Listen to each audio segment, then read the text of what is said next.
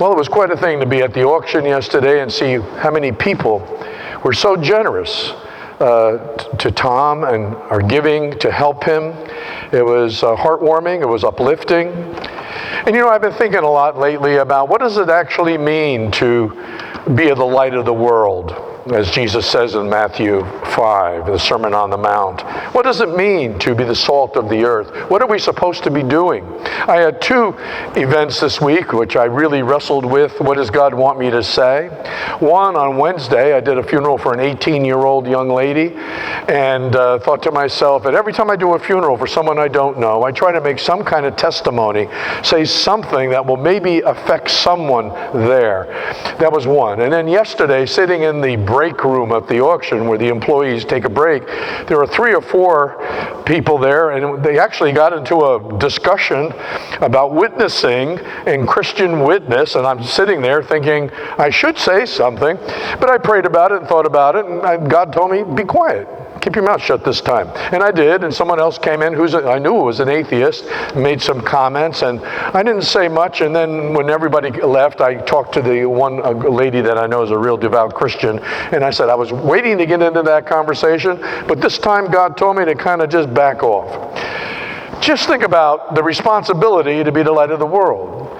Don't underestimate what you say or what you don't say, because it can have great impact on people. You may not see it immediately, but you are having a great impact on other people your whole life, the word you speak. I remember when I look back on my life, I can look back now that I'm getting older and see how little insignificant things really played out in my life to make a big difference and to affect me. I can remember, for example, when it comes to cars, people always say, Reverend, you're always buying a car. You have so many cars, and you buy and sell cars, and cars are drawn. And I think back to my life to 2 cars that influenced my life. See, it was meant for you to be here today, Larry, because I'm going to talk about cars. The one car was my father's car. My father had a 1947 Ford, and it was not doing well. He had to have it painted. And my father could be a little flashy. He painted it powder blue.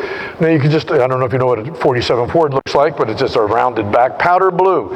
In the process of painting it, they lost the chrome strips that went on the sides, so he had holes all along the sides.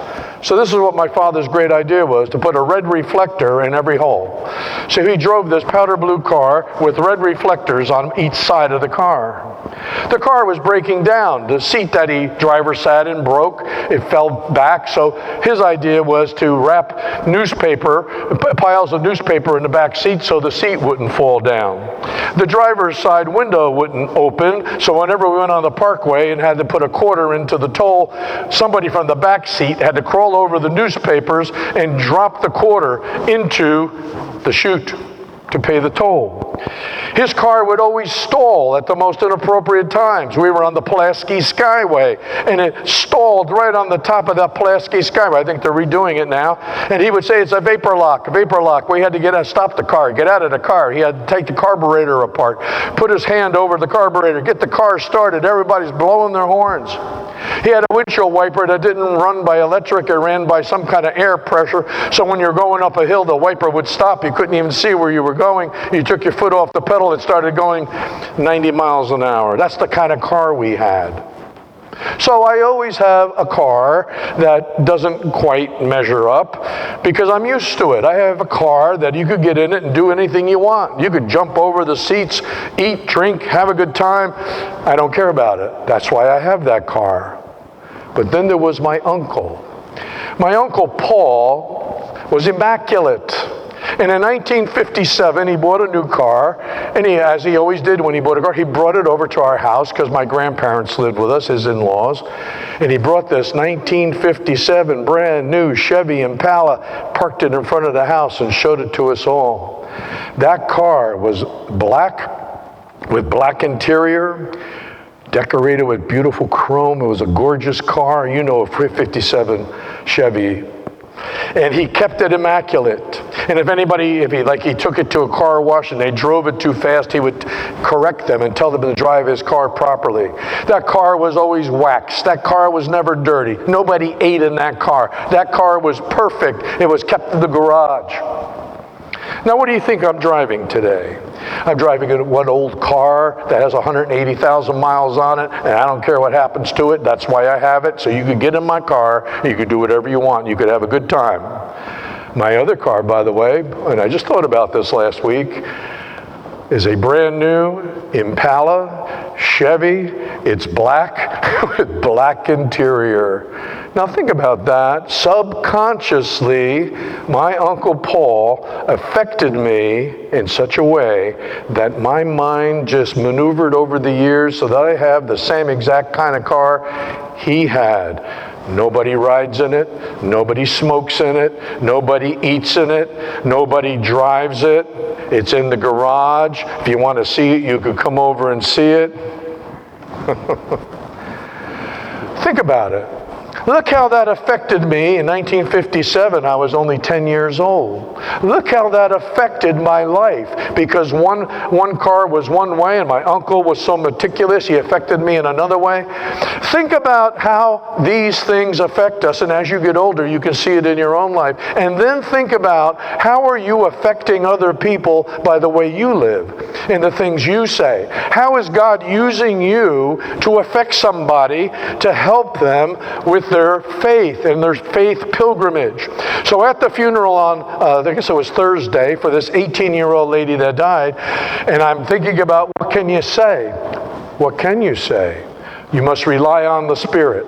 You must rely on the Scripture. So I gave a short talk, but it was saying God is a God of love. God is a God of compassion. It was a testimony. God is a God of hope. God is a God of victory. God is a God who loves your person, the person that died, who receives that person into a heavenly dwelling place and will be with you through this crisis. And basically that's all I said. But I'm trying to make a difference. Hopefully that will touch somebody. Now, what in your life, who are you in contact with? What things can you say that can make a difference?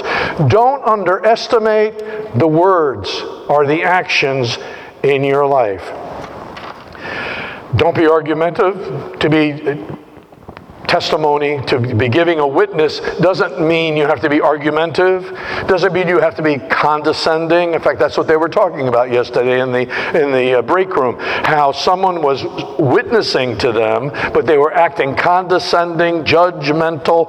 They were almost starting a fight with them, and they said, what's that got to do with Christianity? Looking at me. And I said, well, they meant well. They meant well.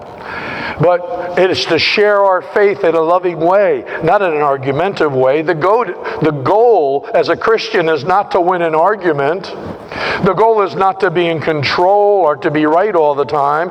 It's not even to have all the answers. The older I get, the more I realize I don't have all the answers, and I should stop trying to fake it and come up with an answer when I don't know the answer. But I know this: trust in the Lord. All things will work for good for those who are in Jesus Christ. We don't have to have all the answers. We don't have to win every conversation. What we need is to be used by God to penetrate the defensive barrier of each person and allow the Holy Spirit to connect and to touch and to bring forth faith. For your contribution may lay dormant in someone's heart or mind for years. You might say just the right thing. You might do just the right thing on their pilgrimage, and years from now they'll remember it, and it will connect with something else that happens, and all the connections of the dots of their life might bring them right into the arms of a loving God because you said the right thing.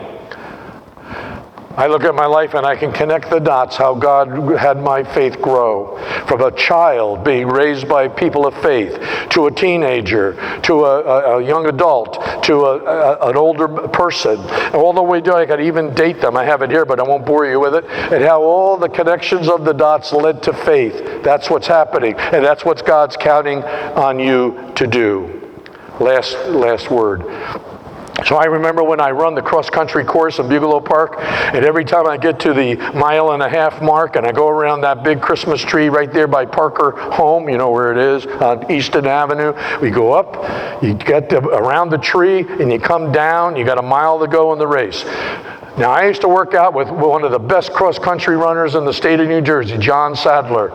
And he used to always, almost at that point, he would start taking off. And he'd go down around the tree before me and be coming back so that when I was going towards the tree, he would pass me. And every time he did it, he would say to me when he passed by me, "Quicken your pace, Joe, quicken your pace."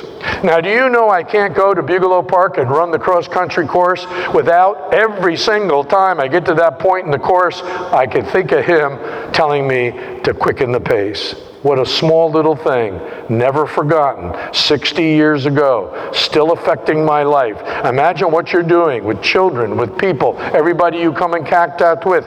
50 years from now, the thing you say or do in faith can be that thing that just pushes them over into the arms of Jesus Christ. That's why you have to watch what you say. That's why you have to pray about everything you do, because God will use you. Ephesians 6, be strong in the Lord and in the power of His might, because God's power will use you. Ephesians 4:29, let no corrupt word proceed out of your mouth, but what is good for edification, to impart grace. In other words, wherever you are, it could be at the auction, could be at the pet show that I was at yesterday and saw about 200 dogs. It could be here. It could be out there in the street. Make the difference. Pray about it. Do what God asks you to do. Let us celebrate the sacrament today together.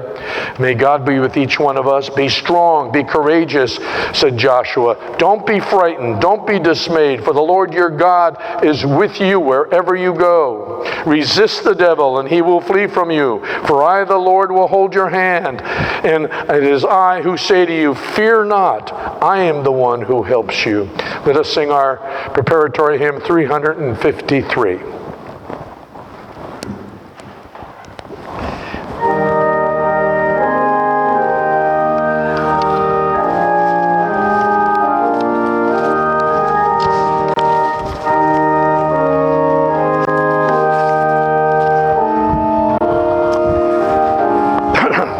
Stand.